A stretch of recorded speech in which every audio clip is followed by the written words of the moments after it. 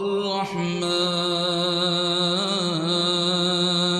علم القرآن خلق الإنسان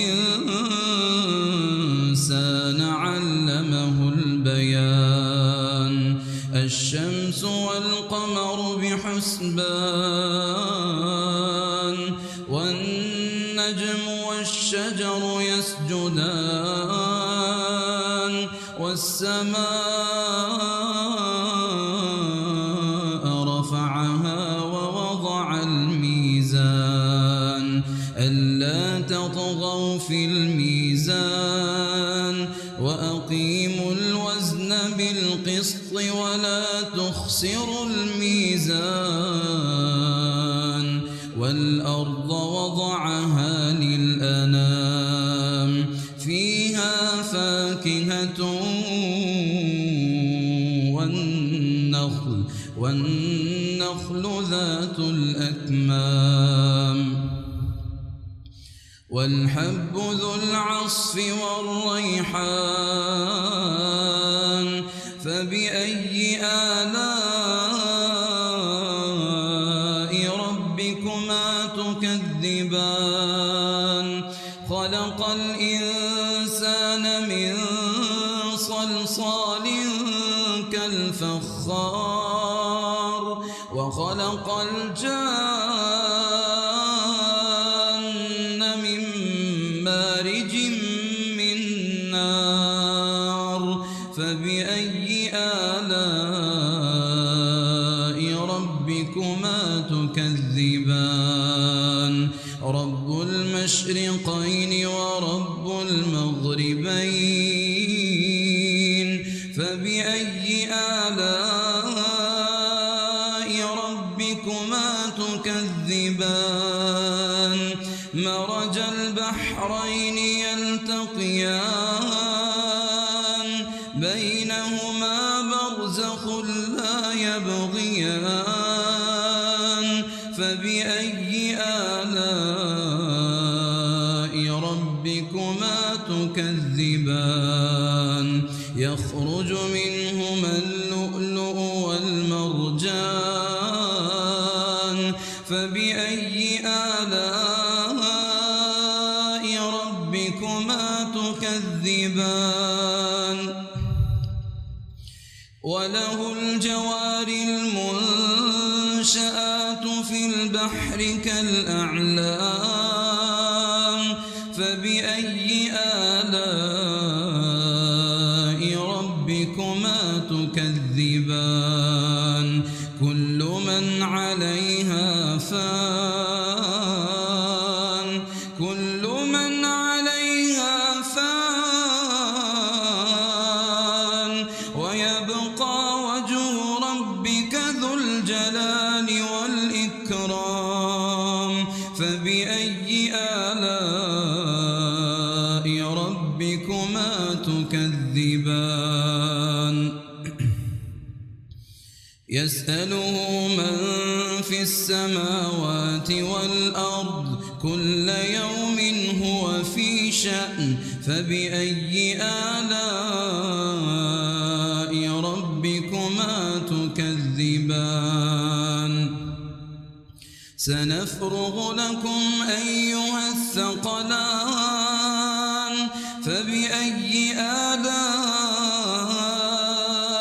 ربكما تكذبان يا معشر الجن والإنس إن استطعتم أن تنفذوا من أقطار السماوات والأرض فانفذوا لا تنفذون إلا بسلطان فبأي آلاء ربكما تكذبان يرسل عليكما شواظ من نار ونحاس فلا تنتصران فبأي آلاء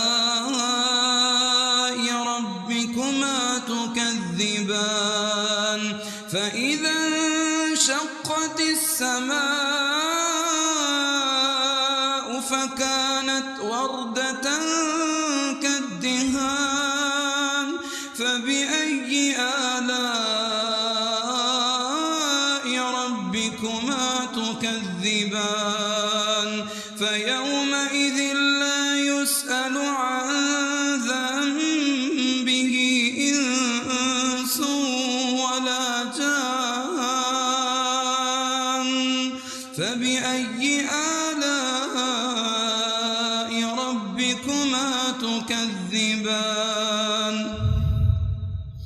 يعرف المجرمون بسيماهم فيؤخذ بالنواصي والأقدام فبأي آلاء ربكما تكذبان هذه جهنم التي يكذب بها المجرمون يطوفون بينها وبين حميم آن فبأي آلاء ربكما تكذبان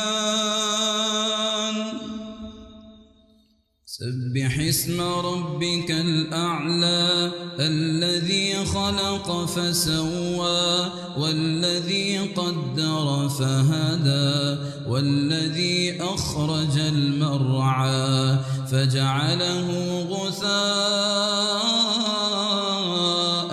أحوى سنقرئك فلا تنسى إلا ما شاء الله إنه يعلم الجهر وما يخفى ونيسرك لليسرى فذكر إن نفعت الذكرى سيذكر من يخشى ويتجنبها الأشقى الذي يصلى النار الكبرى ثم لا يموت فيها ولا يحيا قد أفلح من تزكى وذكر اسم ربه فصلى بل تؤثرون الحياة الدنيا والآخرة خير